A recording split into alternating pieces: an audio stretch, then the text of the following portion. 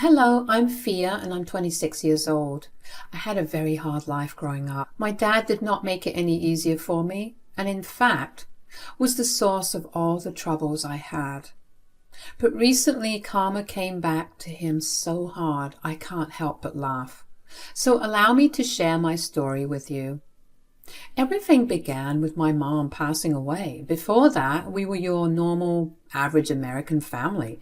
My dad, Hector, doted on my older brother, Sean, a little more, but he never really played favorites. But after my mom passed away when I was 12 and my brother was 18, things took a bad turn, to say the very least. Suddenly, my dad was always picking on me. Not for any other reason, but because Sean didn't like it. I had to do everything in a manner that would not upset Sean, or I would get grounded. Dad would never say a word against Sean if he did something bad. In fact, he'd find a way to somehow blame that on me. As I grew older, my dad began making me do all the household chores. Keep in mind that he never once asked Sean to do it. He'd let Sean do whatever he wanted, and God forbid Sean did something himself, because if he did, Dad would get mad at me for making Sean work so hard. When I turned 15, Dad had me find a job because he was apparently tired of paying for me. However, of course, he was never tired of paying for any of Sean's things. Hell, he never even asked Sean to get a job, even though he was a grown adult by this point. I kept my mouth shut and found myself a job. However, I could barely keep or use any money that I had left over because Sean would ask me to give it to him. If I said no, Dad would get upset with me and threaten to take all of my money. So, by this point, not only was I studying in school, but I was also juggling work and household chores. I was exhausted, and it was beginning to show in the way that I was constantly falling sick. Dad never cared enough about it, except, and I vividly remember this, when one day he got my report card. I got your report card. Oh, that's good. How did I do? Care to explain why you got a B in history? Well, I was sick a few weeks ago, remember? I couldn't make the deadline for an assignment because of it. That is not a valid reason at all. What do you want me to say? That's the only reason I have. You're grounded. What? That's not fair. What's not fair is me working my head off to give you a good education and you not delivering good results. That's not true at all. A B is hardly a bad grade. Besides, Sean never brought home grades that were anything above a C. You never grounded him. He's different. I know. And you show that to me every single day. You let Sean get away with a lot because he's your favorite. If I did even a quarter of the things Sean did, you'd ground me for life. Maybe you'd be my favorite if you actually showed me that you had something to favor. Excuse me? I did everything around this house while studying and working. Sean does nothing but play his stupid video games all day long. You're being very mean. You don't get to talk to me like that. You're doing what you have to do. Your brother is going through a rough time, and it's disgusting that you're putting him down for it. Sean got fired from his job for stealing. How is he going through a rough time? I have not raised you to go against your family like this. If I hear another word against Sean, I will ground you for 2 more weeks. I wish Mom was here. She'd definitely give you hell for how you're treating me. I stormed over to my room with tears in my eyes. I had never said a word against Dad before, when he used to be hypocritical. But that day, I just snapped and talked back to him. I mean, what was it going to matter anyway? I was grounded, so I might as well let him know about how I felt. After that, I would just talk back to my dad and Sean. I was beginning to see that ever since I started talking back, they backed off a little. That didn't mean that they stopped yelling at me. Sean realized that if he just complained to my dad instead of talking to me, I'd get punished. So that's what he started doing. I'd have no idea if I did something wrong until Dad came back home from work. He got to a point where I was constantly anxious and tried my best to stay out of Sean's way. But that did not end well. It was a week before my finals when I got kicked out. That day I informed Dad that I would be spending my day studying at the library. Dad barely bothered, so I went. And when I came back, Dad was very angry. Where were you? At the library. I was studying for my finals. I told you this. No, you didn't. Right before I left for school, I dropped by your room to tell you that. You were on your phone at that time, and you replied with, "Whatever." I don't talk like that. Dad, I'm really tired. Can I please just go to bed? No. Do you know what you've done? Huh? No. I had my big interview today. Oh, yeah? How was it? I couldn't go because of you. Because of me? How did you draw that conclusion? I asked you to wash my blazer and work pants, and today I found them at the bottom of the laundry pile, and they smelled so bad. No amount of deodorant or perfume took away that smell. Which meant that he couldn't go for his interview. First of all, I asked you to give me the clothes you wanted to get washed for weeks. You never gave them to me. Secondly, couldn't you have borrowed something from Dad? Dad has a lot of suits and pants, and you guys are practically the same size. We didn't ask for your nonsense solutions right now. This is about you being irresponsible. So what if Sean didn't give you the blazer? Couldn't you have gone into his room and taken it? The last time I did that, he got mad at me, and then you yelled at me for violating his privacy. What was I supposed to do, huh? You just always have a convenient excuse, don't you? You need to pay up for the job you cost me. What do you mean? I didn't do anything. Exactly, you didn't do anything. And you know what? I'm tired of you never doing things right. You're worthless. You've done nothing but make things worse for us. What? I don't want you living with us anymore. I want you out, first thing in the morning. But I've nowhere to go. I have no money. You can't kick me out. Well, tough. You should have thought about that before ruining your brother's future. You can't blame me for his mistakes. You can't keep taking his side forever. When will you learn that I'm not taking sides? All I'm seeing is you being jealous of your brother, and so you're sabotaging him. And that is not something I'm okay with. I told you before that family comes first, and what you did today showed me that you don't believe that. If family come first, then you wouldn't be kicking your teenage daughter out of the house for something she did not do. That is enough. Now go to your room. I don't want to see your face anymore. I couldn't believe what I was hearing. Dad was kicking me out, all because I didn't wash Sean's clothes. I had no money to my name whatsoever. In fact, what little money I had left over from my last pay, Sean took it from me just the previous day. I went up to my room and just sobbed. I felt like crap because I did everything I could to please both of them, and the one time I was in the right, Dad called me worthless and resorted to throwing me out. The thought of being homeless began to make me panic. My mind went to a lot of dark places very fast. I could barely breathe. But I somehow remembered my Aunt Vivian. She was the only person who actually understood me. Vivian is my dad's younger sister, and she lived half an hour away from us, and she was my rock after my mom died. She hated the way that my dad and brother treated me, and so she would help me out in any way she could. She would let me stay over at her place for 1 week a month just to give me a break from the toxic environment of my home. Of course, I would come back home to an absolute mess that I would be required to clean by the end of the day, but that was worth the mental break I got when I went away.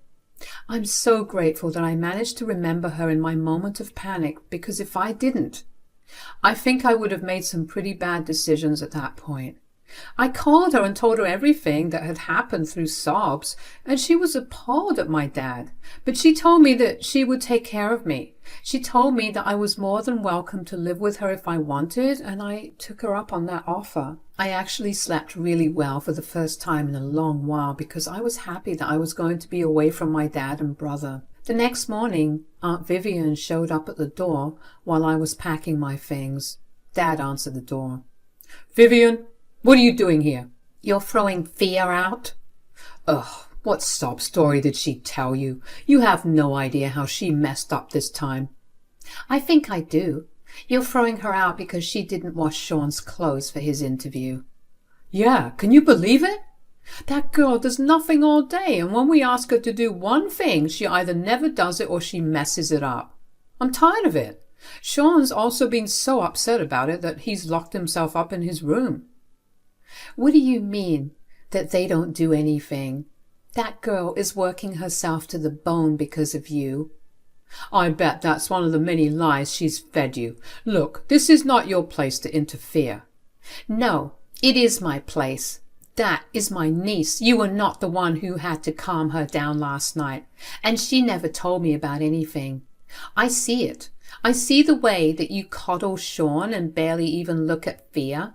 I see the way you spoil Sean with everything he wants while you make the work so hard for everything she does.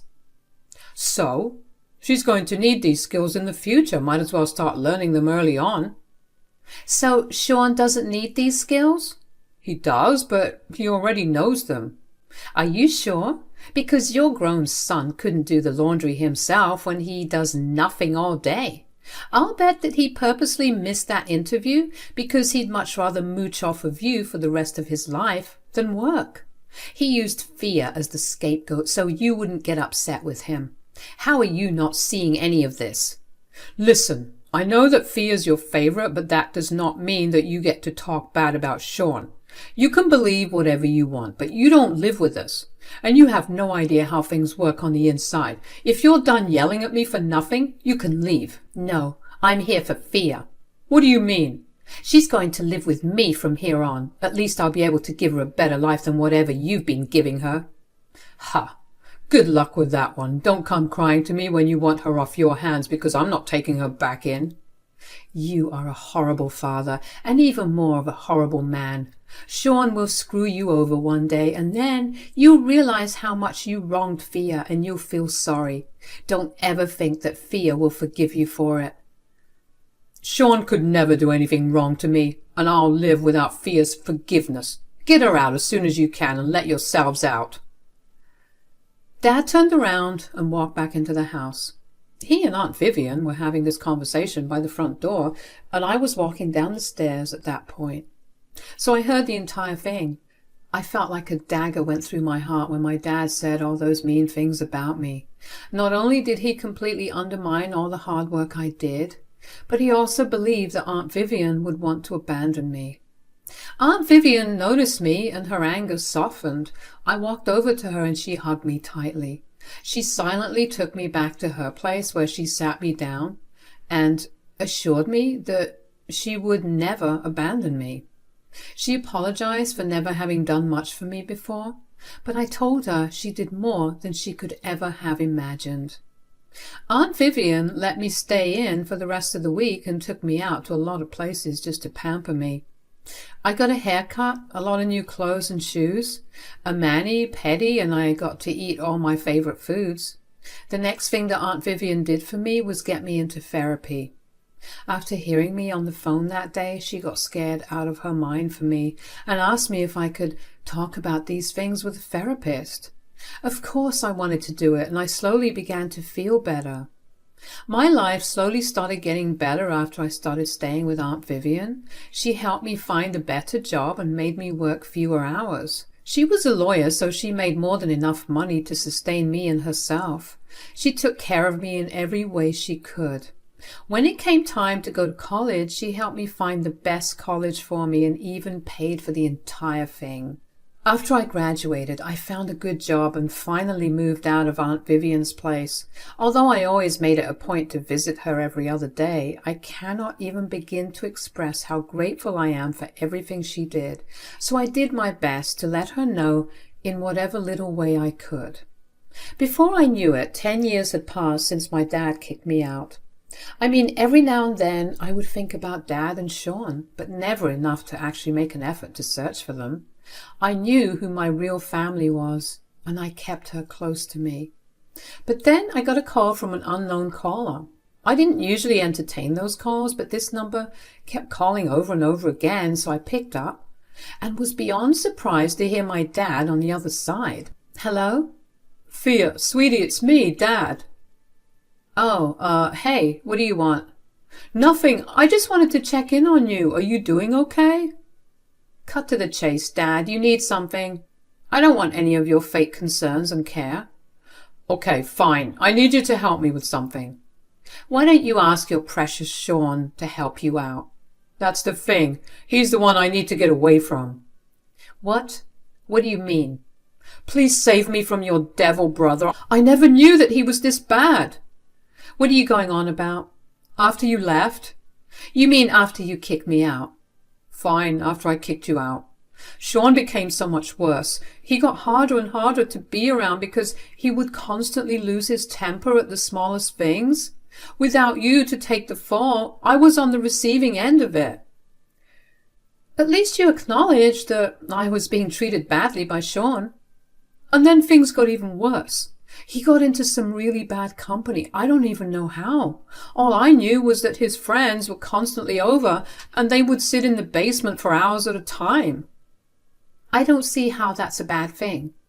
Turns out they were doing drugs in there, like the very hard kind. Oh, wow. The thing is, somebody ratted out Sean's dealer and the police are looking into everyone who purchased from the dealer. Sean used my card several times to make transactions. And now I may become a suspect. And you expect me to help you out? How?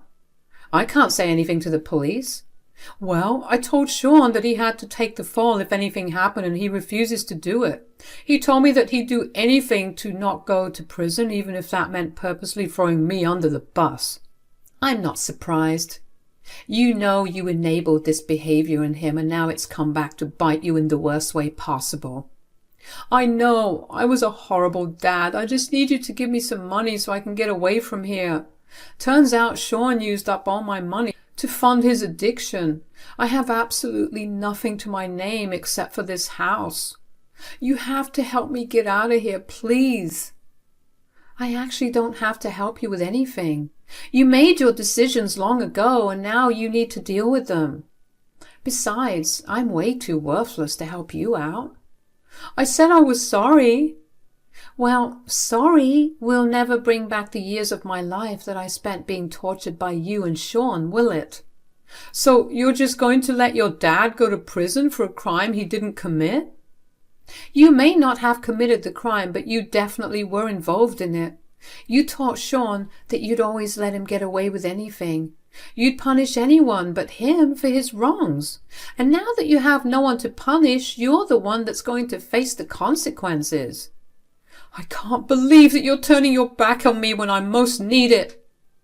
You did the same to me. You told Aunt Vivian that you could live without my forgiveness, right? Then live by it. I don't owe you anything. You need to deal with the consequences of your horrible actions. I wish you nothing but luck. Never contact me again. Bye. I hung up on my dad after that and blocked his number.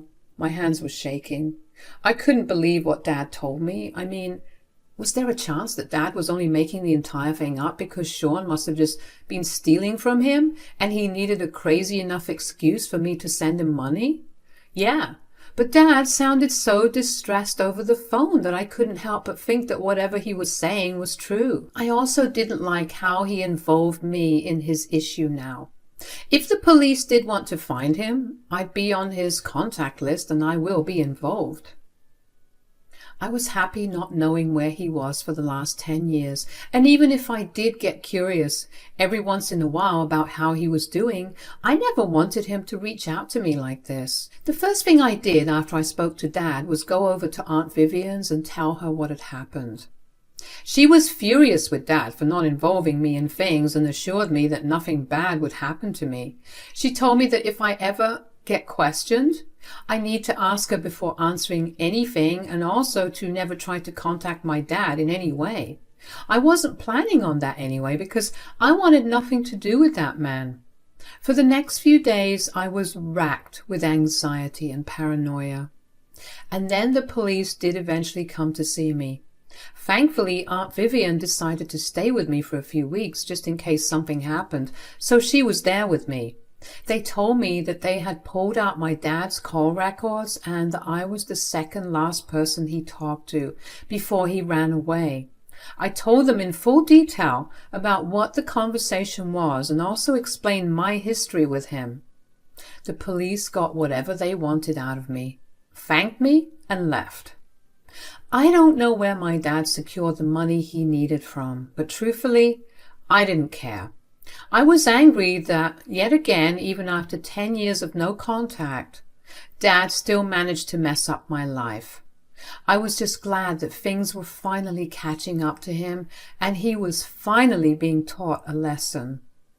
I don't know what happened to Dad, but I do know that Sean ended up getting arrested. He, too, called me crying, but I ended that conversation way quicker than I did with Dad. They proved themselves to be selfish men all over again, and I was prepared to leave them behind in the past.